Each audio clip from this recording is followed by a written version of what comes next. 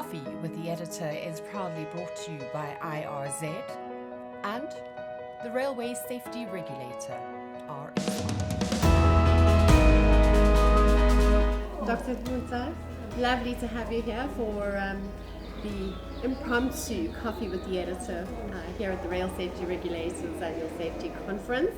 You are obviously the chairperson for the Rail Safety Regulators, so it's really nice to welcome you here. You've released the State of Safety report. What are your thoughts?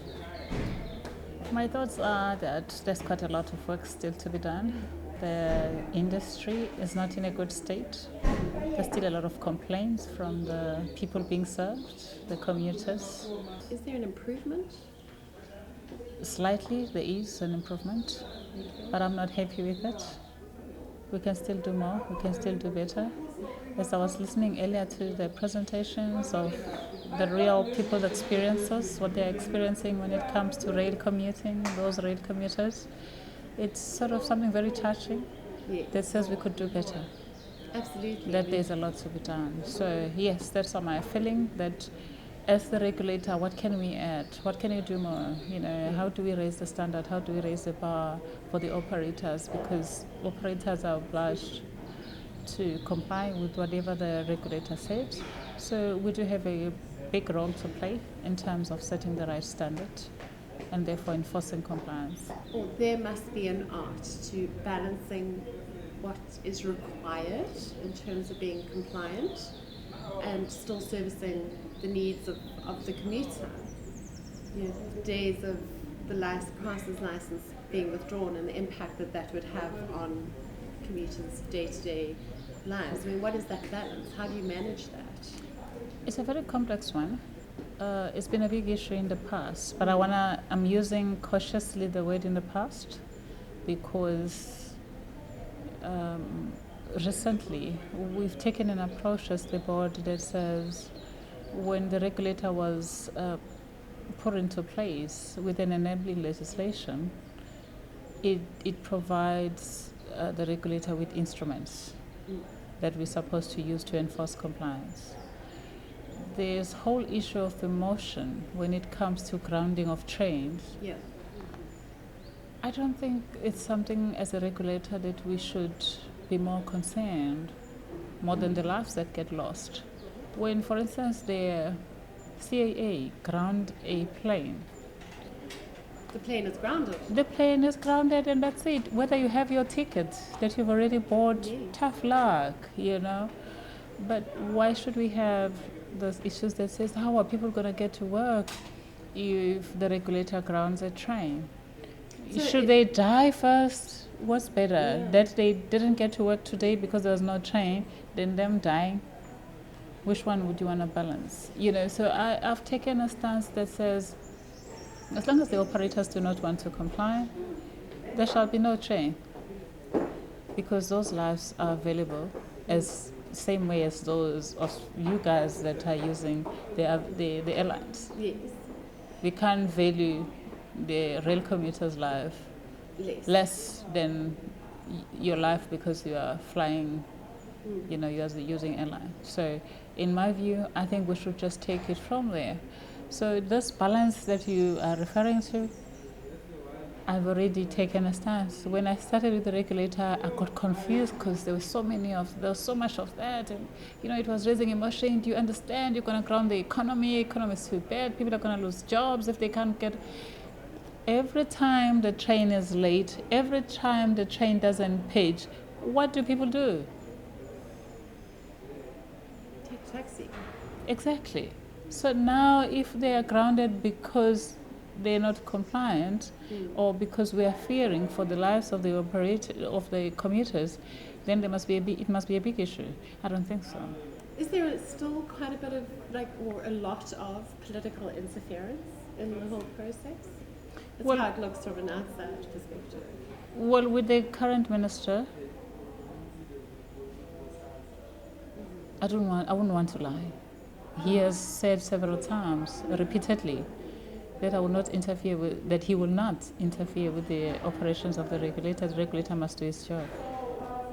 So I don't I don't feel that there is one.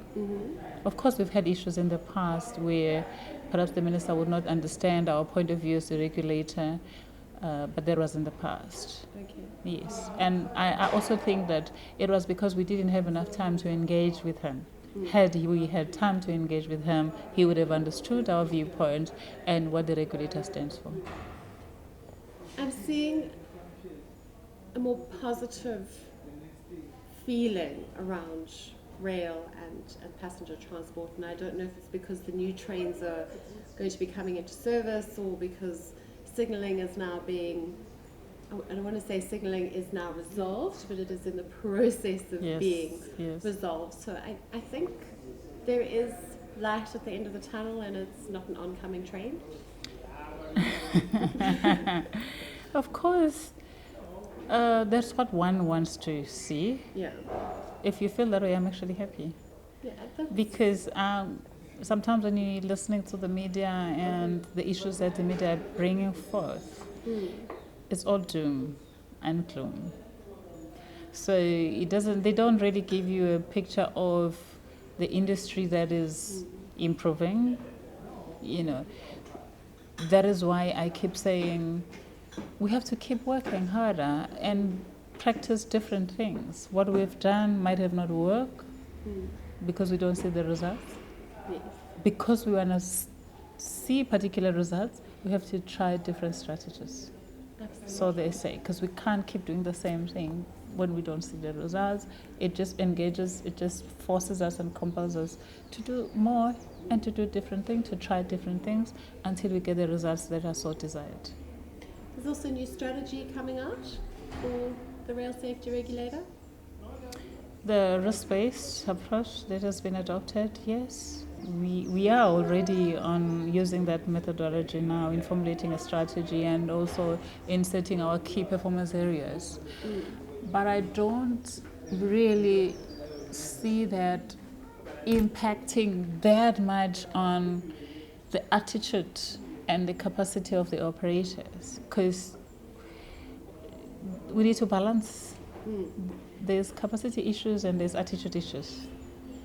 We call it the values and the tone that we set. What are the operators thinking about safety of the passengers? And what is your view on that? I mean, is it positive, negative? What I was saying earlier with the media briefing is that we got the attention of the operators now. When I started 3 years ago, they weren't paying attention. We got the attention of the operators now. Saying we got the attention just means they are listening. Yes. That's the first step. Yes. Now that they're listening, we're far back from where we should be, Yeah. but at least now that we got their attention, we now have to keep pushing the monitoring. We have to keep lifting up the bar until the zero occurrence. Yes. Yes. I think it's quite exciting, and you mentioned the two ladies' transport truths. Truths, they said, yes. It was an incredible presentation. Yes, of the facts. And those are the facts. Those are the facts, unfortunately. Yes. I was asking our spokesperson just now to say, after this conference, having had all of what you've had, what are we going to do about it? Then what? How do we address that? How does this results of this conference, how do they help us to improve things? That's what I would want to discuss at the next board meeting. So what are your views on one of the topics that they touched on, which is the gender segregation in public transport? I mean, I know it was mentioned, maybe last year, having separate coaches for women, and I didn't follow the story after that. And then they took, what they said today, just kind of. It's not a topic I've engaged with, even myself, but I don't see how practical that can be. Just off my head, I don't think it's a practical approach. And what would be the rationale? The rationale is safety, security. Yeah, but those are broader problems. It's not a public transport. It's not a rail problem. Yes, It's a broader problem. it's a broader problem, and you might actually become much more vulnerable when you do that, because Yes. in that one couch, you might have 2 or 3 thugs, call it that, but there are other men who are responsible, who could come into a rescue of a woman that is being attacked in that environment. So once you remove all of them, Yes. once a thug come in, then There's nothing. there's nothing. So Yeah. I'm saying I don't at this stage think that is a good idea. But of course, one stands to be convinced otherwise. But as things, and my view is, I don't think it's something to look at. First, it will not be affordable, to bring a lot of other complexities. Yes. And even when you walk to the train station, you're going to be as walking exposed. differently. Yes. You can't be walking from the different paths. This is for males and females. It's Yeah. one street. Yes. Yes. I found what they said absolutely fascinating, and I think because I don't engage with a train every day in terms of my transport. I found it terrifying that that's Even the thinking. yes, I also. and I find it terrifying that that is what's being experienced. Well, I'm aware of all those things that the ladies were sharing this morning. I'm aware of all of those because I've actually taken time Yes. to go to the train station as a commuter. You know, working for the regulator, I also didn't have a train experience. So I had to do a walkabout Yeah. in the train and experience all that. Even the vandalism. I've been into a train with, I don't know how many couches, but maybe 80% of the train had no windows, no seats. You know the seats where the cushion where you sit on, they're all taken out, no windows. And I asked the question, what happens? Somebody said, well, this train is 2 years old. And then why is it like this? He said, no, well, once it's parked, the nearby community just rip it off. They take out those aluminium windows, they they put them in their houses, in their informal settlement, they take those cushion chairs, they strip it off. So how do we change that? That's a whole nother conversation. Completely. Because now, why is the community so angry towards this infrastructure? Why don't they like trains? Because I can only say they don't like trains if they do that. Because if they like train and they see trains as useful and as important for them, they wouldn't do that. As part of their economics. Yes. Yeah. But also what I realized was when I was doing the train ride was a number of people that are using trains without paying. Fair evasion. So they sort of ride on this train because they open the door, they just jump in when the door opens, they jump in and they jump off in the next station or to their workplace. So on that day, because we were with the police, because we were with the minister, Yes. when the doors open like this, when the train is approaching, you see a lot of people in the train station. So when the doors open, they were all running away. So I kept asking, what's happening? Why are people running away the opposite direction instead of going? But you know, because when the train opened the doors, they saw police inside. So they thought that those police that were there were checking tickets. So all those people that are running away are people who are riding without tickets every day. And that fare evasion must be costing the operator an absolute bomb per annum. Yes, but at the same time, if you look at the state of the train, you ask yourself, what are people paying for? Because if it's cold, you're freezing cold inside the train Yes. because the windows are not there. And it doesn't arrive on And you time. pay, it doesn't arrive on time, and you have paid, you really feel like you're being robbed. Yeah. No, absolutely. Yes, so that's the situation. So we need to improve all of those. Of course, that is an operator problem. Yes. It's not a rail safety regulator problem. Yes, we need compliance with safety. We don't want people to be dying. We don't want the train to be driven with open doors, you know, and those gaps between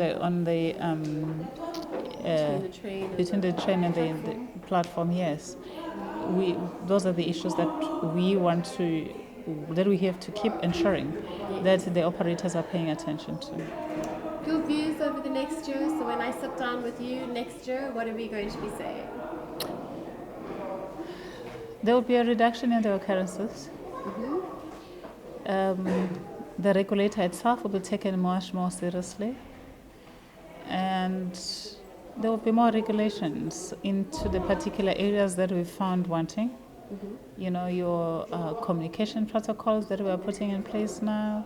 You know, one of the things that the CEO the acting CEO right now, Seppo, always been talking about recently is that they've listened after these occurrences that have happened. They listened into the communication of the train controllers, the TCOs, that they've got a very informal language of communicating when they sort of release the trains or they sort of authorizes the trains. They say, oh, you know, that kind of a casual talk.